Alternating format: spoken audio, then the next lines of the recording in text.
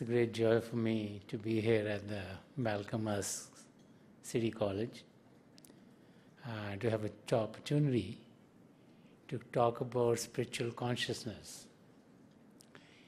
We're all aware of ourselves at the physical level. We touch our body at some place, we get a feeling that we're there. We, through our physical senses of sight, of hearing, of smell, of taste and of touch, we interact with others who also are living in this world. And anything that we feel through our senses, it has a tremendous effect on us. Whatever we see through the eyes, we take as reality.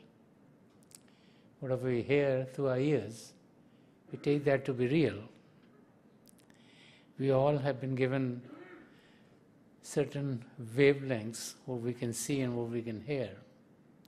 And it's very interesting that many other living forms, whether they be animals or fish or birds, their capabilities of seeing and hearing are different than ours.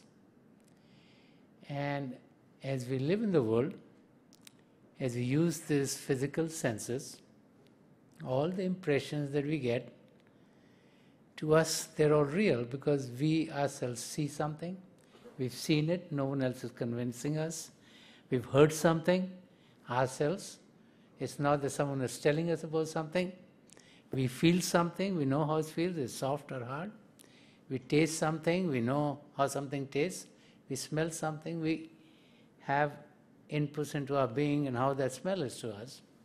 And so we interact with others based on our physical senses.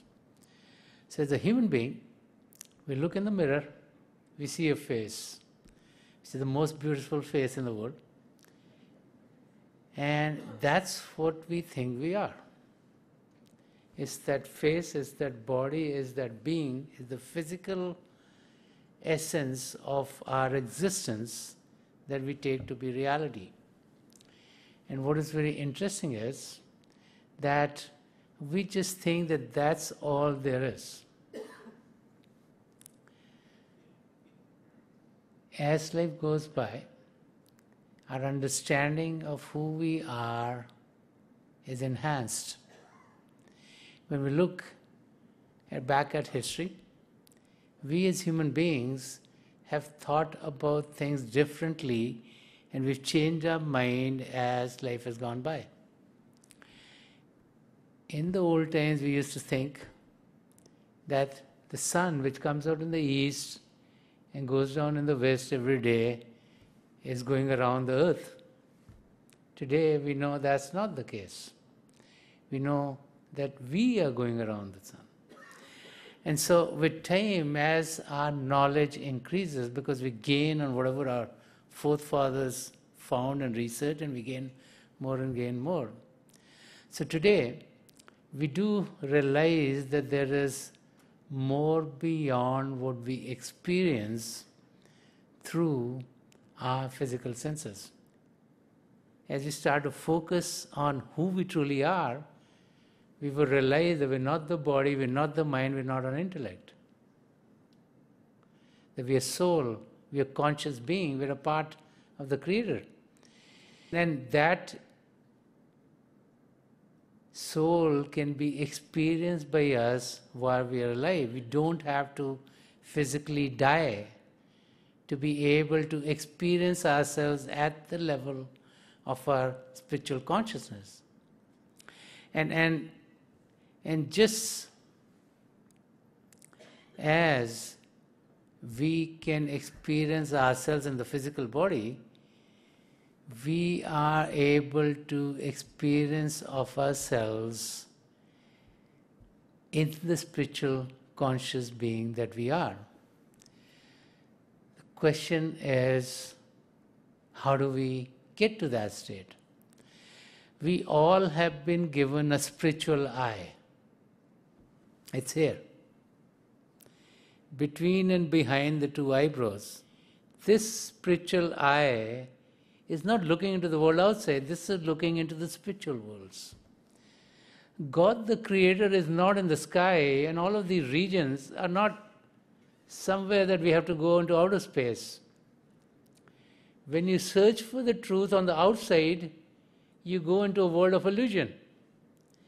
And when everything is within you, then you need to partake of that which is within you. God the Creator is with each and every one of us.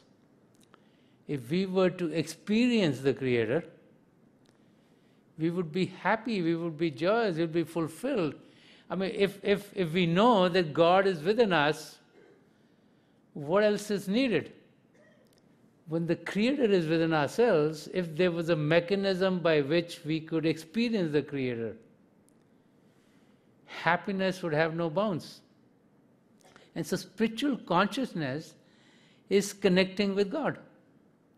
Spiritual consciousness is realizing that we're not distinct from God.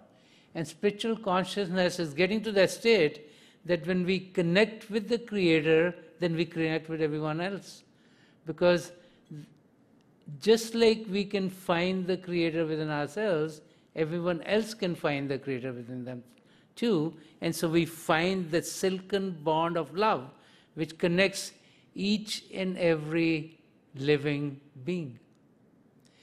And so as we try to attain those states which are beyond the physical, which are beyond the emotions, which are beyond our intellect, then we find ourselves in a region of light. That's what enlightenment is all about. Sant Singh Ji Maharaj, who wrote much about the spiritual way, he talks about the spiritual journey. He says, when I traveled from the earth earthy to the heaven heavenlies, I found love at every step and beauty in every glance. So the journey within is a journey of love. And it's only through love that we can experience God. Love for the Lord, which is within ourselves, and as we go within and as we start to experience a glimpse of the divine, then our whole being is imbued with the love of the Lord. And as we are imbued with that divine love, everything is fulfilled. Those of you who pass through this life experiencing different loves, the love between a mother and a child, the love between spouses, the love between brothers and sisters. As we experience the love, we know that when we are with the one that we love, the whole world is beautiful. Everything is happy. Everything is joyous. We're not worried about anything. Nothing's bringing difficulties into our life because we are transposed into a different arena. So as we start to go within, as we start the experience of the divine, as we start to experience the divine light and the divine sound of God, which are the two primal manifestations of God, then our being is totally fulfilled. And as we get to that state of fulfillment, then as one is fulfilled and one is happy, life goes very, very smoothly and goes in the manner in which we live here. For us to be able to go beyond physical consciousness, it's not that we're going to get someplace else and go. I'm sure all of you have TVs in the house and you got remote controls these days. So what happens? You push a remote control and you get the sports channel. You push the remote control and you got the news channel. You push the remote control, you got the movies channel. Remote control, you got all kinds of sitcoms happening and all kinds of things going on. So you push the remote control and you change the channel. Okay. Similarly, here's what I think. There's a channel of the world which we access through our senses. Every day, physically we are there and we interact. Now through the TVs and the internet, we interact with those who are even not physically there with us. Like we might see something happening, let's say, in Europe or in Africa or in Asia or Oceania or someplace else. So then we interact with them because we have impressions coming. We might go to the movies and we interact with something else that is there. Okay? And so there are the channels of the physical world which we are getting into our being through our remote control. We're in the home, so we're channeling that. We go to work, we got another channel. We live in our neighborhood, we got another channel. We to place of worship, we got another channel. We, watch TV, we got another channel. Listening to the music, we got another channel. And so these are all inputs that are coming into us. There is also the channel of God. And that also can be accessed by us. Just like we use the remote control to go from one channel to another, to another, to another, we can go from the physical, from the mental, from the channels that we are focused in during the day, to the spiritual. And that happens when our attention is taken away, because if you click and you're watching a sports channel, you have to click to watch a news channel. So you've gone away from that sports channel. So for us to get into the channel of God, we need to put our attention away from the world outside. And so these sensory currents which take our attention, put into the world, we need to withdraw them from the world.